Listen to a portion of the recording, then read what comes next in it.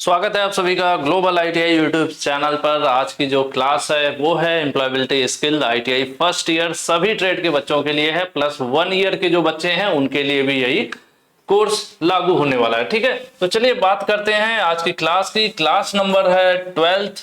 इसके पहले 1 to 11 classes already कराई जा चुकी हैं। इनको देखने का तरीका है प्लेलिस्ट।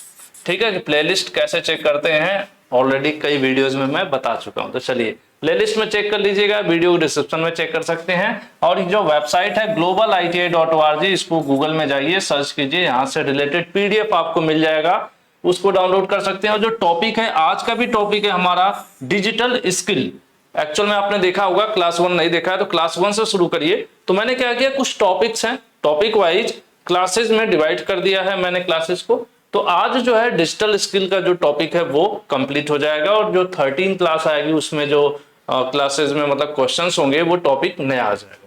बाकी ग्लोबल आईटीआई का मोबाइल लैब प्ले स्टोर से डाउनलोड कर सकते हैं अगर आपको कंप्लीट पढ़ना है बेसिक से चैप्टर वाइज टॉपिक वाइज। तो चलिए 61 नंबर क्वेश्चन।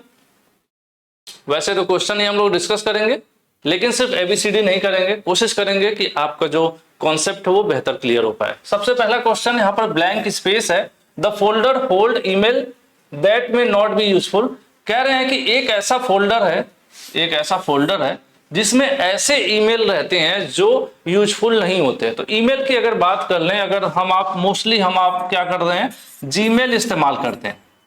जीमेल पर हमारी ईमेल आईडी होती है समथिंग, कुछ भी आगे हो सकता है।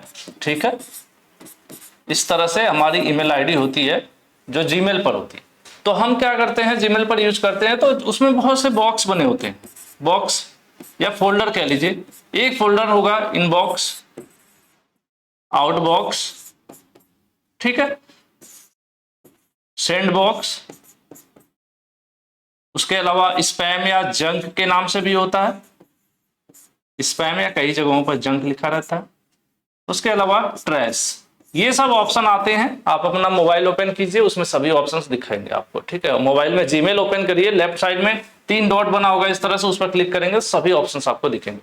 जो कोई अन्य व्यक्ति जब हमारे पास मेल भेजता है तो वो सभी कहां दिखाती हैं, इनबॉक्स में दिखाती हैं, कितनी मेल हमारे इनबॉक्स में आ गई। ठीक है, हम किसी को भेजते हैं तो वो क्या रहता है, वो सेंट बॉक्स में दिखाता है। 5 लोगों को हमने भेजा तो सेंट पर क्लिक करेंगे तो वहां दिखाएगा हमने कितनी मेल किसको भेजा है। आउटबॉक्स में वो मेल होती है जो हमने टाइप तो किया बट अभी किसी को भेजा नहीं। ठीक है, तो वो वहां पर अभी सेव। स्पैम जंक में क्या होती हैं, फेक मेल होती हैं या फिर मार्केटिंग की होती हैं। ठीक है, यानी ऐसी मेल्स जो जनरली हानिकारक होती हैं या यूजलेस होती हैं, बेकार होती हैं, वो स्पैम या जंक वाले फोल्डर में आती हैं। ट्रैश में वो सभी होती हैं जो हमने पढ़ लिया और डिलीट कर देते हैं।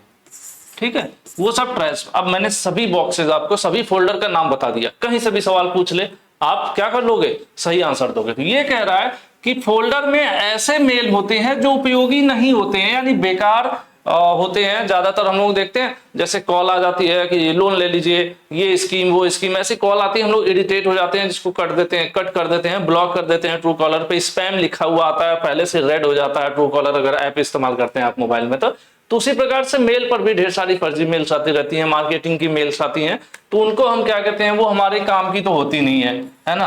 तो इसीलिए यहाँ पे पूछ रहा है कि ये जो मेल आती है कौन से वाले फोल्डर में रहती होती है, आपके स्पैम में। ठीक है, आउटबॉक्स में जो हमने टाइप किया है थोड़ा बहुत कंप्लीट नहीं कर पाए, किसी को भेजे नहीं है, तो टेम्पोररी रूप से सेव है हमारे आउटबॉक्स में रहती है। ट्रैश में जो हम लोग डिलीट किए हुए हैं, सेंड में जो हम सेंड कर देते हैं। तो फिलहाल ये पूछ रहा है जो हमारे लिए यूजफुल नहीं है, बेकार मेल है, वो कहाँ रहती हैं, वो रहती हैं स्पैम फोल्डर में। ठीक है, इसका आंसर सी हो जाएगा। चलिए आगे बढ़ते हैं। Next question, which among the following is an example of strong password. देखिए, इसके पहले वाली क्लास में हमने पढ़ा था कि पासवर्ड बनाने का तरीका ये नहीं होता है हम सिर्फ अपना नाम लिख दिए वो हमारा पासवर्ड हो गया, या हम अपनी डेट ऑफ बर्थ डाल दिए, या हम अपना मोबाइल नंबर डाल दिए। तो इससे क्या होगा, उससे कोई भी आसानी से गेस कर लेता है।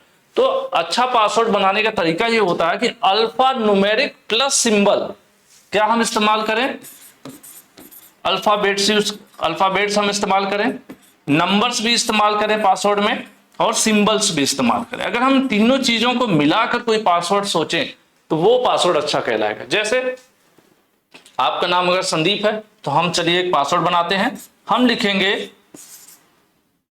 सेंड, लिख सकते हैं संदीप का, हमने सेंड ले लिया, सेंड ले लिया @2023 चल रहा है तो ऐसा कुछ ले लीजिए 200 या तो ले लीजिए, इस तरह से ले लिया आपने। उसके आगे आप क्या कर सकते हैं, इसमें हैश का सिंबल लगा दीजिए और लास्ट में आप कर सकते हैं पी लिख सकते हैं कुछ इस प्रकार से, कैपिटल और स्मॉल। इसको भी क्या करिए, जो लेटर लिख रहे हैं ऐसे एमडी लिखा तो एस को कैपिटल लिख दीजिए, बाकी स्मॉल लिखिए। तो अब इसमें क्या चीजें आ गई, इसमें अल्फाबेट भी आ गया, अक्षर भी आ गए, नंबर भी आ गया, सिंबल्स भी आ गए। तो ये पासवर्ड थोड़ा सा क्या होगा, मजबूत पासवर्ड कहलाएगा, जिसको आसानी से कोई गेस नहीं कर पाएगा। ठीक है, तो यही चीज इसमें कह रहा है कि इसमें से मजबूत पासवर्ड, मजबूत मतलब जिसको कोई तोड़ ना सके, यानी कोई गैस ना कर सके, है ना। तो यहाँ पर देखिए कह रहा है माई कंप्यूटर, ये तो सिंपल हो गया ना, I love my India, yes I love India, तो ये भी तो सिंपल हो गया। ABCD 1 2 3 4 ये सब सिंपल हो गया। लेकिन ये वाला देखिए लास्ट वाला, इसमें क्या है, इसमें @ का सिंबल है, ये आपके नंबर्स भी हैं, लेटर्स भी हैं, फिर क्या है, फिर सिंबल है, फिर लेटर है, कॉम्बिनेशन शानदार है, यानी ये मजबूत पासवर्ड कहलाएगा। आंसर आपका डी सही हो जाएगा। ठीक है, चलिए आगे बढ़ते हैं। चलिए नेक्स्ट है, यहां पर ब्लैंक है, is a secret code that allow only you to access your account. हमारा अकाउंट कई जगहों पे हो सकता है, हमारा ईमेल का भी अकाउंट होता है, ठीक है, हम लोग नेट बैंकिंग इस्तेमाल कर रहे हैं, नेट बैंकिंग का भी हमारा पासवर्ड आईडी पासवर्ड होता है, या फिर हमारा फेसबुक है उसका भी आईडी पासवर्ड होता है। तो कह रहा है यहां पर, क्या कह रहा है कि एक गुप्त कोड है जो केवल आपको अपने खातों, खाता कोई भी हो सकता है, ईमेल खाता हो सकता है, नेट बैंकिंग का खाता हो सकता है, फेसबुक का खाता, अकाउंट मतलब खाता, तो किसी पर भी हमारा अकाउंट हो सकता है या सब पे भी हो सकता है। तो उनकी पहुंचने के लिए, मतलब इसको इस्तेमाल करने के लिए हम इस गुप्त कोड को इस्तेमाल करते हैं। तो हमारा गुप्त कोड क्या कहलाता है, वो सीक्रेट कोड क्या कहलाता है, उसी को तो हम लोग क्या कहते हैं, पासवर्ड कहते हैं। पासवर्ड एक हमारा कोड ही तो होता है जो हमारा प्राइवेट होता है, हमारा गुप्त होता है, हम वो किसी के साथ शेयर नहीं करते।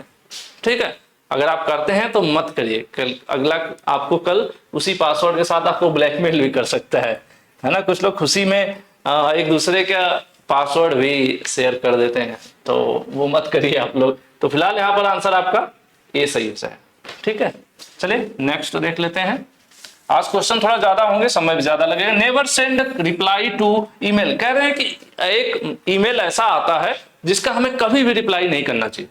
जैसे कई बार आपने देखा होगा, आपको मैसेजेस आते हैं व्हाट्सएप पर कि आपको लॉटरी लग गई है, नीचे दिए गए लिंक पर क्लिक करिए और 1.5 लाख रुपए आपके अकाउंट में कटाक से आने वाले हैं। ठीक है, तो वो आने का पता नहीं, कट जरूर सकता है। तो वही चीज आप लिख रहा है कि एक मेल ऐसी आती है, इस मेल का कभी भी उत्तर ना भेजें। उस मेल को क्या कहते हैं, उसको कहते हैं स्पैम। अभी हम लोग पढ़े थे कि स्पैम फोल्डर में जो मेल होती हैं क्या होती है, वो बेकार मेल होती हैं, फर्जी मेल होती हैं, है ना। तो स्पैम वाली जो मेल होती हैं, ऐसी मेल जो स्पैम, एक्चुअल में जीमेल या कोई भी हमारा जो मेल सर्विस है वो ट्रेस करती रहती है कि कौन सा मेल ठीक है, वो इनबॉक्स में भेजेगी।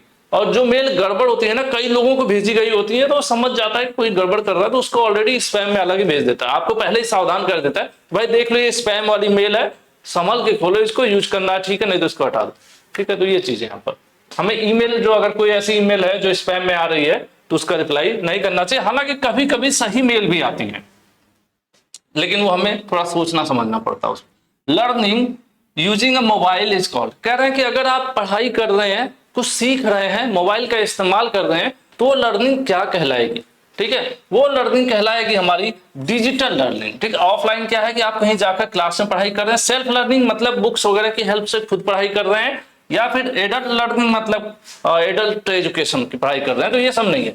डिजिटल डिवाइस है, मोबाइल क्या है, एक इलेक्ट्रॉनिक डिवाइस है जो कि डिजिटल इलेक्ट्रॉनिक डिवाइस है, और उसमें हम लोग जो पढ़ाई कर रहे हैं, मोबाइल का इस्तेमाल कर रहे हैं, टैबलेट का इस्तेमाल कर रहे हैं, तो ये जो एजुकेशन है, जो हम सीख रहे हैं, उसको कहेंगे डिजिटल लर्निंग। और आप जो चैप्टर चल रहा है, पहले इसका नाम आईटी हुआ करता था, अब इसी का नाम डिजिटल एजुकेशन या डिजिटल लर्निंग, ठीक है, या डिजिटल लिटरेसी के नाम से ये चैप्टर हो गया आपका, जो मैं शुरू में आपको बता दिया था, चैप्टर का ही नाम डिजिटल है। ठीक है, तो यहाँ पर क्या हो जाएगा, डिजिटल लर्निंग कहलाएगा, अगर आप मोबाइल का इस्तेमाल करके पढ़ाई कर रहे हैं। चलिए नेक्स्ट कह रहे हैं, यहाँ पे ब्लैंक है, are generally small individual software that can be downloaded from Play Store and Apple App Store. ठीक है, आपको पता है कि जो लोग एंड्रॉयड मोबाइल, मोस्टली दो टाइप के मोबाइल हैं पॉपुलर, एक एंड्रॉयड और एक आईफोन। तो जो आईफोन का अपना ओएस है, उसके जो एप्स डाउनलोड होते हैं, आपको पता होगा कि उनका अपना स्टोर अलग होता है ना, जिसको ऐप स्टोर कह लीजिए, iOS जो उनका क्या है, उनके ऐप्स अलग होते हैं। कई ऐप्स ऐसी होती हैं जो हमारे नॉर्मल एंड्रॉयड मोबाइल में काम करती हैं, लेकिन एप्पल के मोबाइल में काम नहीं करती। इवन मेरा ग्लोबल ITI का जो मोबाइल ऐप है वो भी एंड्रॉयड तक ही सपोर्ट करता है, वो एप्पल में डाउनलोड नहीं होता। कभी कभी कुछ बच्चे पूछ देते हैं, ठीक है, क्यों, दोनों का प्लेटफॉर्म अलग है। तो ये पूछ रहे हैं कि सॉफ्टवेयर होते हैं जिन्हें प्ले स्टोर या ऐप स्टोर से डाउनलोड किया जा सकता है, ठीक है, तो वो कौन से सॉफ्टवेयर है, तो उनको क्या कहते हैं। तो देखिए प्ले स्टोर का मैंने यहाँ पर ये लगा दिया है, ये एग्जाम में नहीं आएगा मतलब ये फिगर नहीं रहेगा।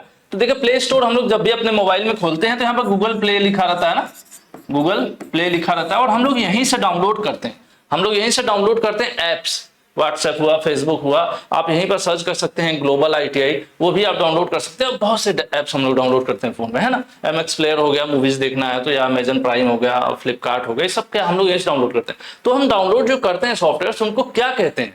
सिंपल सी बात है कि जो ये सर्विसेज हैं ये मोबाइल सर्विसेज हैं, ठीक है, ये सब क्या है, मोबाइल के लिए गूगल प्ले मोस्टली इस्तेमाल हो रहा है। कंप्यूटर में गूगल प्ले नहीं चलता, ठीक है, टैब वगैरह जो एंड्रॉइड बेस्ड जो जहां पर होगा सिस्टम उसमें चलेगा, कंप्यूटर में भी अगर एंड्रॉइड है तो चलेगा, ठीक है।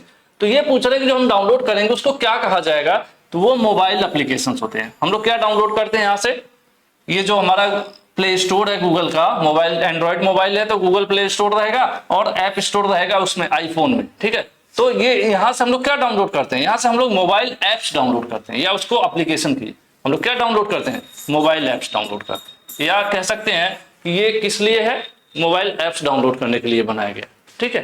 तो बाकी यहाँ पे देखिए इंटरनेट से कोई मतलब नहीं है, तो एक्सेल और सीट होती है और टीवी शो से क्या मतलब, ठीक है, मोबाइल ऐप से हैं, प्ले स्टोर से हम लोग यही डाउनलोड करते हैं। चलिए आगे बढ़ते हैं।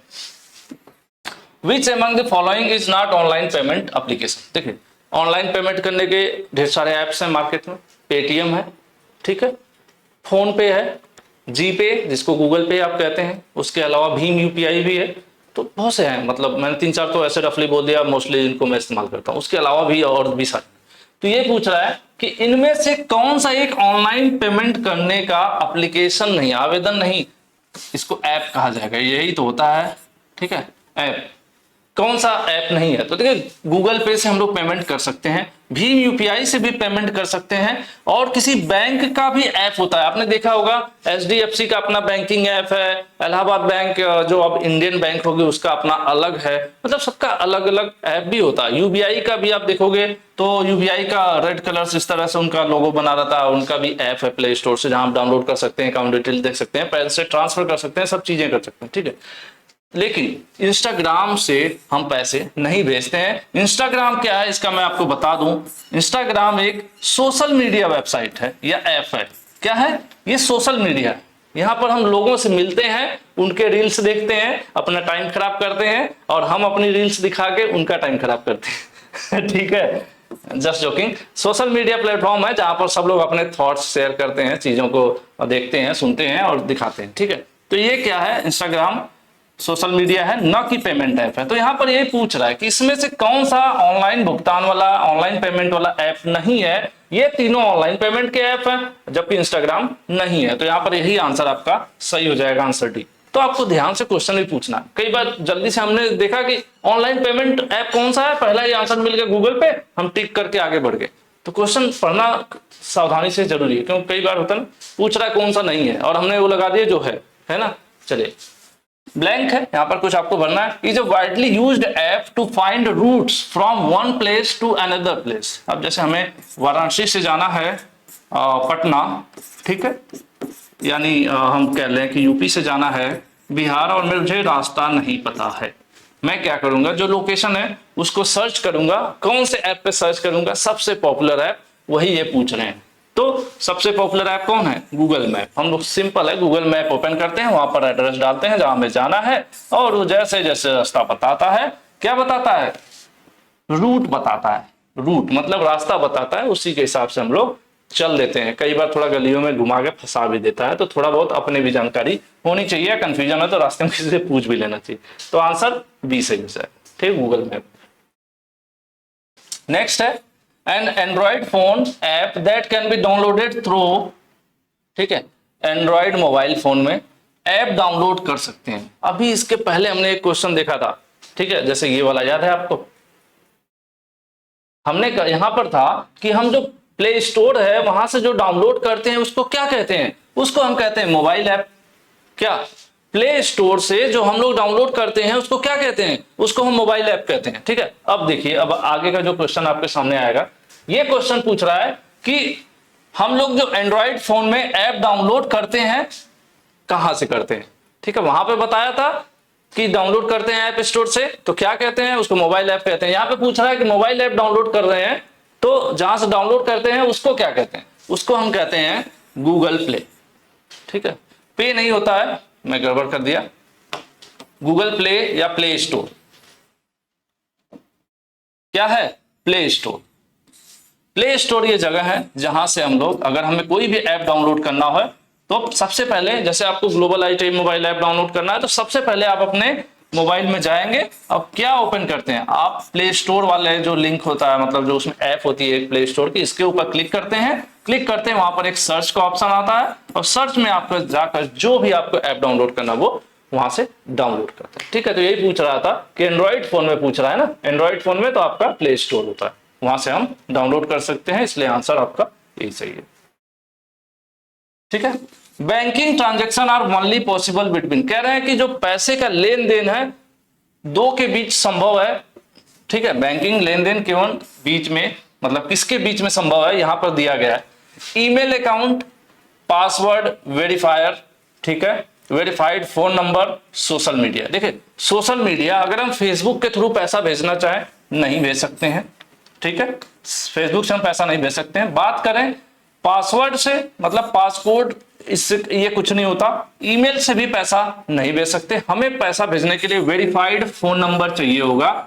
वेरीफाइड फोन नंबर, ऐसा मोबाइल फोन जो आपके बैंक खाते से लिंक हो और उस मोबाइल नंबर पर मैं भीम UPI, फोन पे, गूगल पे के माध्यम से पैसा भेजूंगा, आपको उस मोबाइल नंबर पर भेजूंगा, लेकिन पैसा आपके उस खाते में चला जाएगा जिस खाते से आपका मोबाइल नंबर लिंक होगा। तो यहां पर यही आंसर सही हो जाएगा, आंसर सी, ठीक है। चलिए आगे बढ़ते हैं,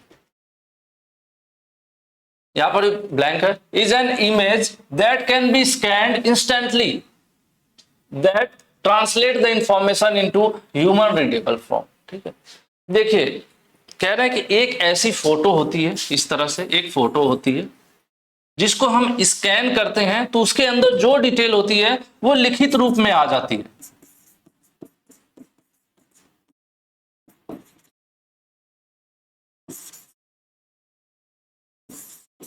ठीक है।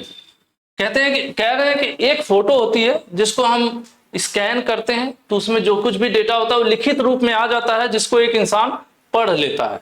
तो जो इमेज होती है इसको क्या कहते हैं, आपने देखा होगा आपके मोबाइल हो या हर प्रोडक्ट पे इस तरह से कुछ डॉट डॉट बना हुआ होता है, ठीक है। इसको हम क्या कहते हैं, इसको हम कहते हैं QR कोड। ये QR कोड ही होता है जिसके अंदर इंफॉर्मेशन सुरक्षित रहती है। जैसे आपकी मार्कशीट होगी ITI की इस तरह से, तो उसमें राइट साइड में QR कोड बना रहेगा। आप इसको मोबाइल से जैसे स्कैन करोगे एक पेज ओपन होगा और वो ले जाएगा सीधे आपको NCVT की वेबसाइट पर, और वहां पर आपका रोल नंबर सहित पूरी डिटेल, नाम, कितना नंबर है, सब कुछ दिखाने लगेगा। यानी आपकी इस मार्कशीट को वेरीफाई करने में ये मदद करता है। इसके अंदर फीड रहती है वो सारी चीजें जो आपकी मार्कशीट पर लिखी है, ठीक है। यानी हम इस फोटो को स्कैन करेंगे और उसका जो उसके अंदर जो इन्फॉर्मेशन है वो बाहर प्रदर्शित होने लगेगी जिसको हम पढ़ और समझ पाएंगे। इस फोटो को तो इसमें ऐसे ऐसे टेढ़ा मेढ़ा रहता है, इसको तो हम क्या पढ़ेंगे, समझ में आएगा क्या है, नहीं समझ में आएगा। लेकिन जब स्कैन करेंगे तो जिस फॉर्म में चला जाता है वो इस प्रकार से परिवर्तित हो जाता है जिसको हम लोग पढ़ पाते हैं। तो यही पूछ रहा है कि जो फोटो है उसको क्या कहते हैं, तो इस फोटो को कहते हैं QR कोड। इस फोटो क्या कहते हैं, इसको हम QR कोड कहते हैं। QR कोड ही है जिसको हम स्कैन करके उसके लिखित रूप में जा सकते हैं। जैसे आपने देखा होगा, यहाँ पर चलिए हमने यहाँ पर एग्जांपल के लिए लगा दिया है, QR कोड यही होता है जिस QR का फुल फॉर्म होता है क्विक रिस्पॉन्स। क्विक रिस्पॉन्स मतलब तुरंत रिस्पॉन्स देने वाले। आपने देखा भी होगा, अगर नेट आपके फोन में ऑन है, इसके अंदर अगर कुछ ऐसे डेटा संरक्षित है जो इंटरनेट पर मौजूद है, तो जैसे आप स्कैन करोगे तुरंत वहां पर ले जाएगा। कई बार हम जैसे हम फोन पे यूपीआई का पेमेंट भी कर रहे हैं तो हम सामने वाले को क्यूआर कोड सिर्फ दिखाते हैं, उसमें मोबाइल नंबर नहीं लिखा रहता है मेरा, फिर भी वो स्कैन करेगा, वो मेरे ही अकाउंट में पैसा है, जैसे स्कैन करेगा वहां पर मेरा नाम दिखाने लगेगा कि ये इनका अकाउंट है और वहां पैसा चला जाता है क्यूआर कोड से। तो क्यूआर का नाम है क्विक रिस्पॉन्स, आगे कोड लगाया था क्विक रिस्पॉन्स कोड, ठीक है। तो ये होता है आपका क्यूआर, इसी प्रकार से अलग अलग डिजाइन के।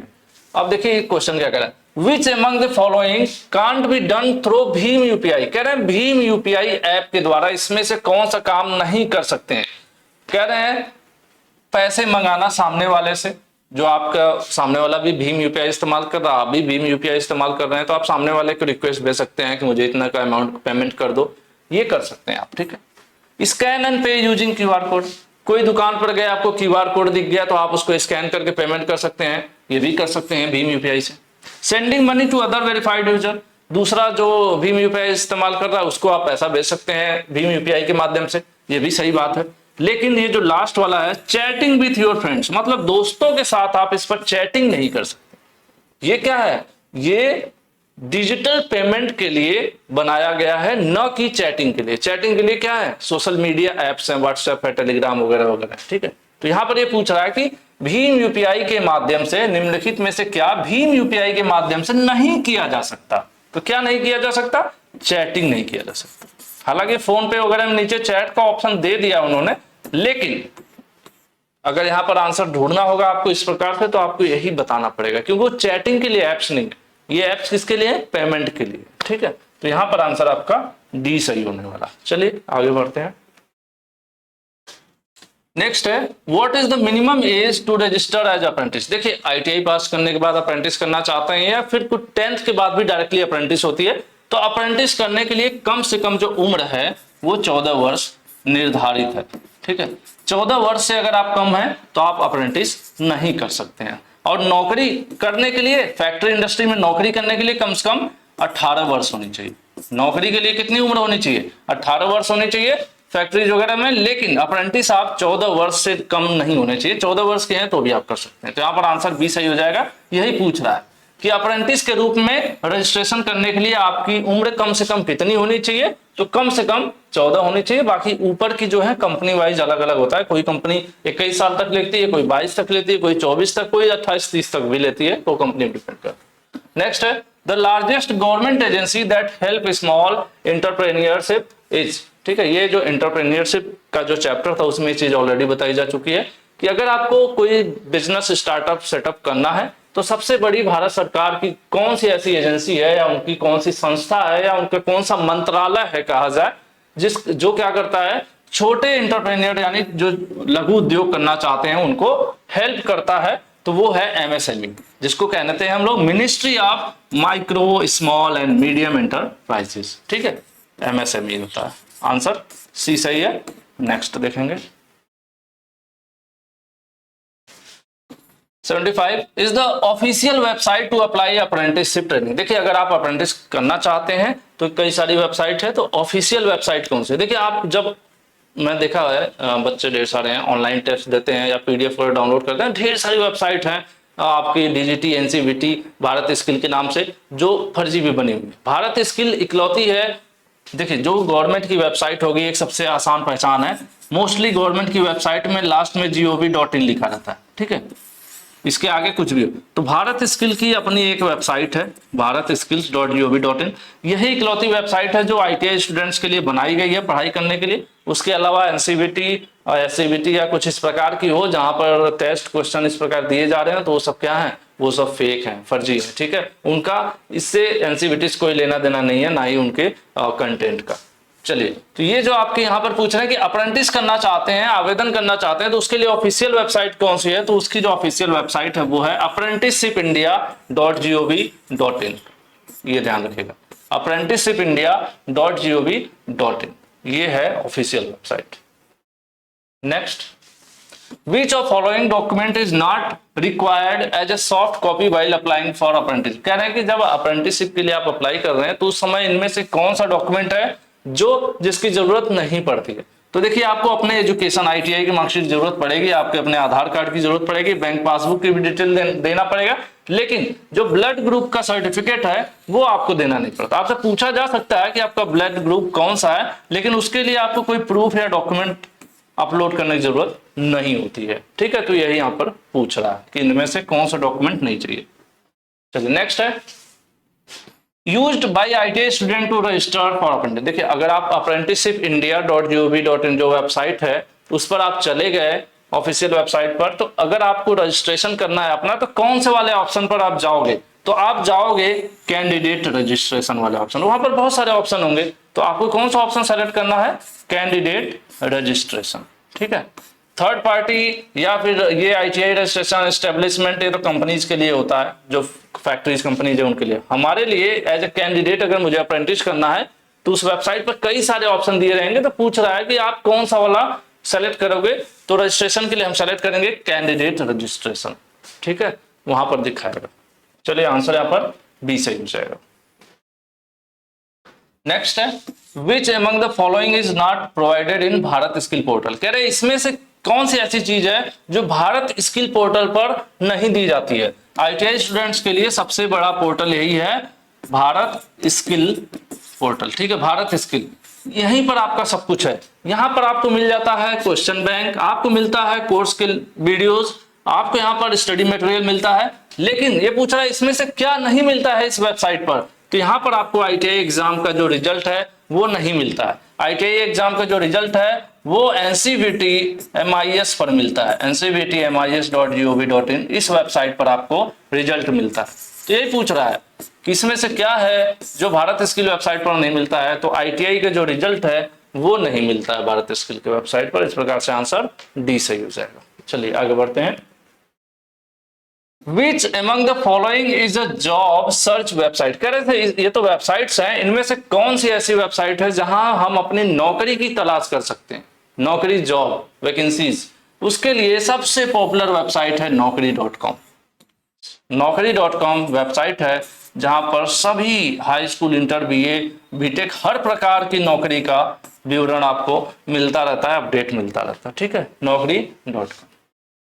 चलिए नेक्स्ट, और इस टॉपिक का last, is the group activity to learn about job opportunities. कह रहे हैं कि नौकरी के बारे में जानना, कहां पर वैकेंसीज है, कहां पर वैकेंसीज आती है, किस सेक्टर में ग्रोथ हो सकती है, ये सब कैसे पॉसिबल है। तो उसके लिए जॉब सर्च हैकाथन ऐसे प्रोग्राम्स होते हैं जिसमें अलग अलग कंपनीज में काम करने वाले लोग, काम तलाशने वाले लोग मिलते हैं, प्रोग्राम ऑर्गेनाइज होता है, 100-200 लोग इकट्ठे होते हैं। जस्ट लाइक रोजगार मेला, रोजगार मेला में कंपनीज आती हैं, कुछ काउंसलर आते हैं जो टिप्स देते हैं बच्चों को। यही सब चीजें एक तरीका है क्या करने का, जॉब सर्च करने का। ग्रुप एक्टिविटी की बात कर रहा है। नॉर्मल जॉब सर्च कहता तो आप ऑनलाइन भी जॉब सर्च करते हैं, ITI कॉलेजेस पर जाके, प्लेसमेंट ऑफिसेज में जाके भी सर्च करते हैं, लेकिन कह रहे हैं ग्रुप में, ऐसी एक्टिविटी जो ग्रुप में होती है तो उसको कहते हैं हम लोग जॉब सर्च हैकाथन, ठीक है। जो हैकाथन है इसका मतलब क्या होता है, इसका मतलब होता है